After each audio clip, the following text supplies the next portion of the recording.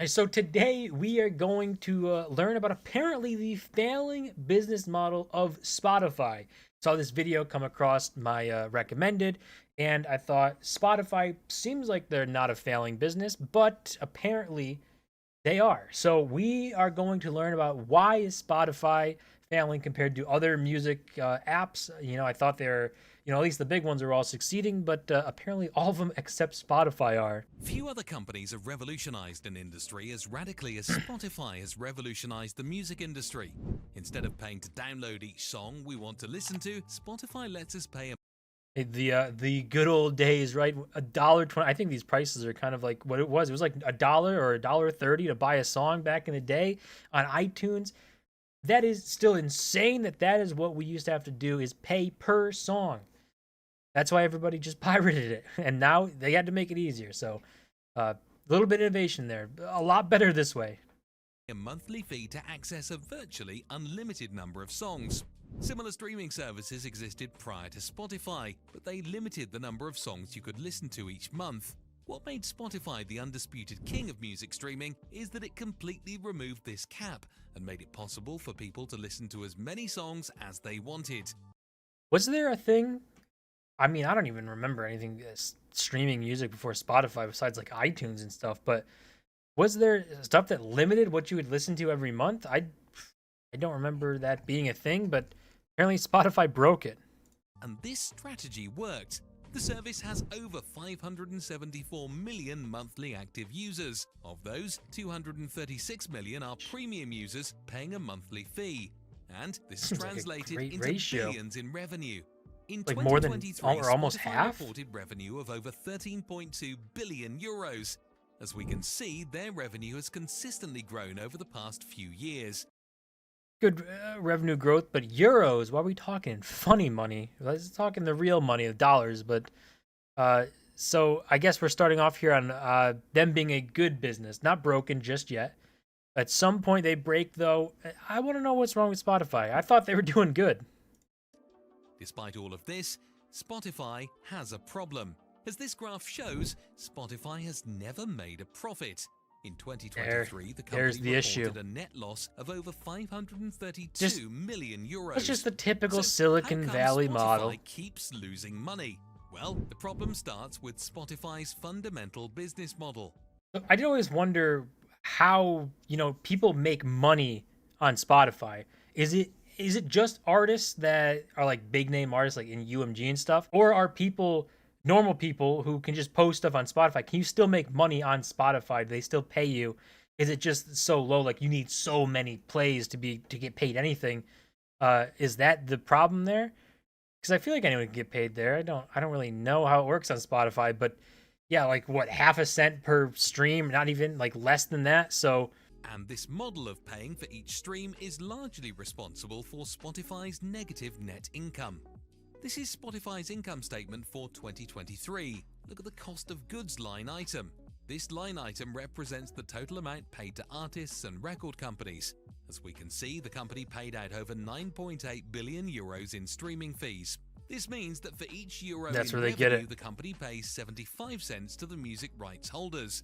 This leaves only 25 cents for Spotify to pay for other costs like staffing, marketing, content hosting, design, legal, and more, which So that's the breakdown. That's the problem. 25% is what they get to keep. That's crazy. But what separates them from the other apps, right? So I'm assuming other apps like Apple Music and stuff probably have a similar cut. Maybe they negotiate better to 50-50, or maybe they just have more users or more plays and stuff. I don't know. Um, but I would assume that most of them are like this model, that most of them have a probably not too great cut, and they pay a lot of the stuff to the music holders because UMG, they're like the worst. Like you don't even touch sounds that UMG looks at, because if you do stuff on YouTube, they'll claim your video, they'll strike you down, they'll do whatever it takes. You don't mess with UMG. the first and perhaps most obvious solution is just to lower the royalties it pays out.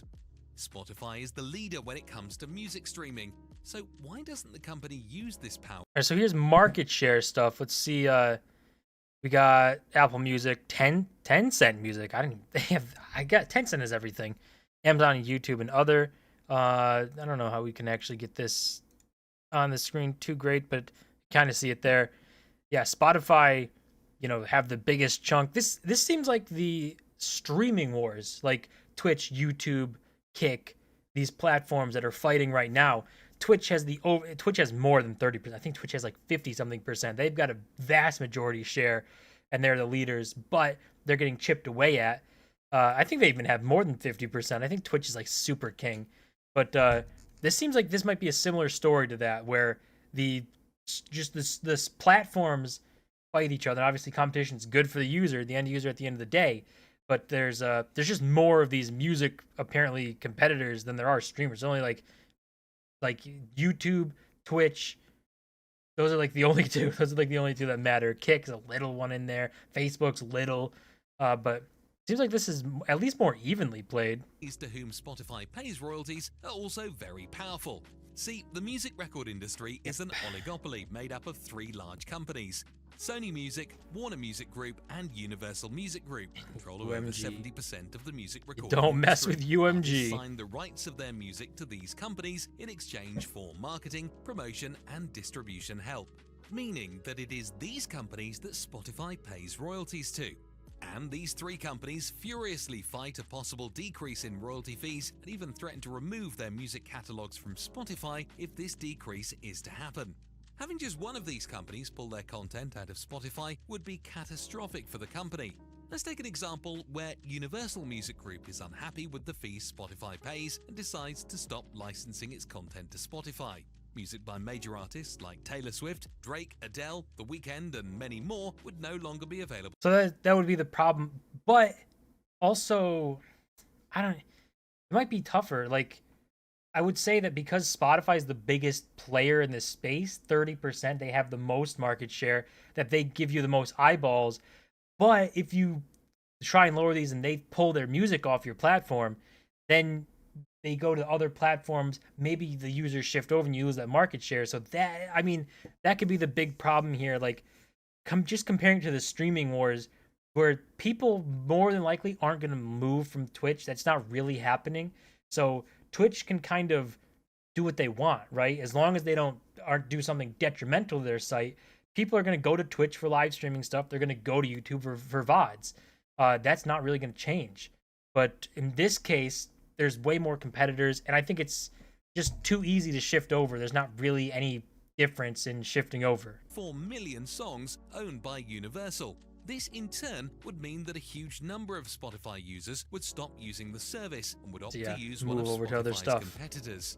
As this example illustrates, music companies have enormous power over the streaming industry, which makes it difficult for Spotify to negotiate lower royalty fees. Another possible solution for Spotify would be to increase their prices. Based on 2023 numbers, Spotify would turn an operating profit if its revenue grew by just 20%. So why doesn't Spotify just increase its subscription price by 20%? Well, this is also difficult to do considering the competitive landscape of the music streaming industry. The music streaming industry has become quite crowded. Insane. Apple Music, Amazon Music, YouTube Music, and Tencent Music are some of the other big. I think out of that solution, I think Spotify obviously is the market leader. Apple Music's probably the next big thing. And then I didn't even know Amazon Music existed. Who uses this thing? And then YouTube Music, I mean, some people use it. I've heard people use it, but honestly, Netflix already showed us the model here, right? That you can up the subscription price and people really aren't going to move on. So I think that might be the move for Spotify. If they wanted to turn a profit, you got to up the prices. Going from $10.99 to $13 isn't that insane of a jump, right? So people aren't going to be happy about it, but I don't think it's enough to make people upset to cancel it. And I think Apple Music is already like $13, isn't it? So it's not like it's going to be so much cheaper to go to a different person, right? So I think that they have more staying power than maybe they're giving themselves credit for, where they could upgrade prices and move prices up to $13 a month and turn a profit. And I don't think people would walk away from Spotify. The industry is all very homogenous. All streaming services have access to all music catalogs. It does not matter whether you use Apple Music or Spotify, you can listen to any song you want with either service. This means that each streaming player offers the same identical service to the other players in the industry. And this is the reason why all these services are priced identically, since there is no differentiation. Are they priced identically? I don't. If they're priced identically, then maybe you have a problem. I didn't think they were. I thought Apple Music was more than that. But that's a good point too, because I've been using the Twitch and Streaming Wars comparison for this.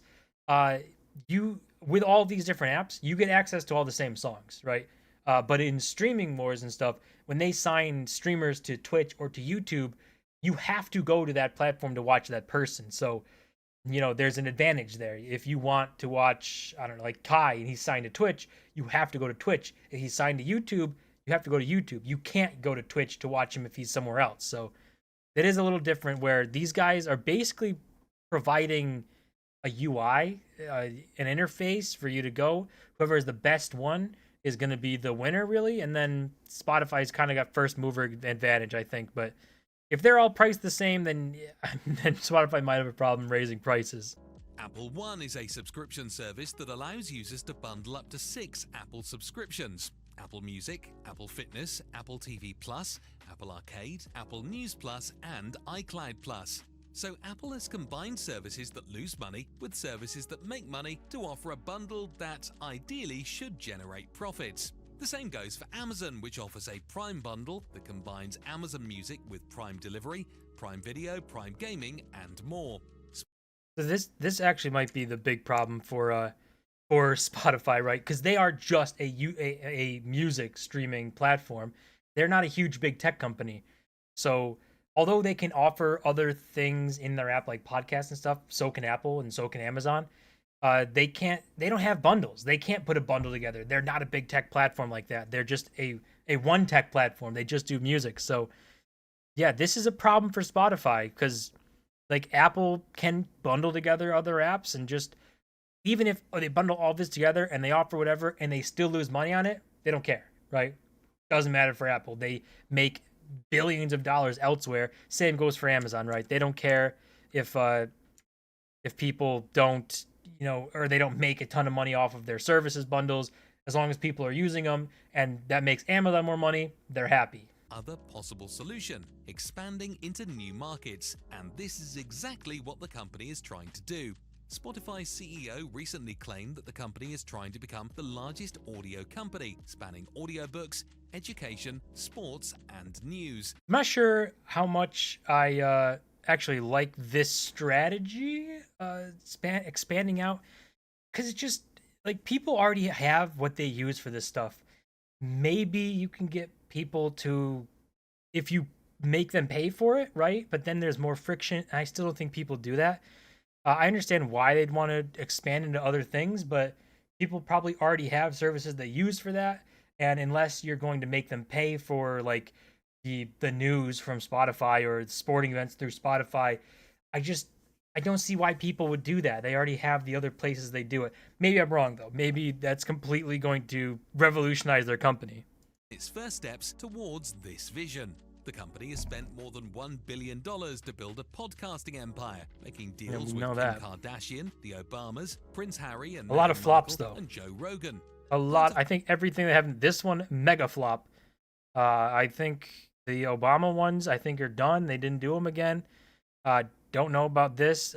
Joe Rogan, obviously massive success, but I think their podcasting one has been mainly flops. The company's ambitions in podcasting is to make money from its own shows and expand its advertising revenue by selling ads across other networks. So there's a lot of things going on for Spotify there, and I mean, I didn't know that they were, not failing, but basically broken. Like this says, a lot of things just not going for them, spending a ton of money on, the royalties and everything, and it's just not something that looks sustainable for a long period of time. Maybe they figured it out though, right?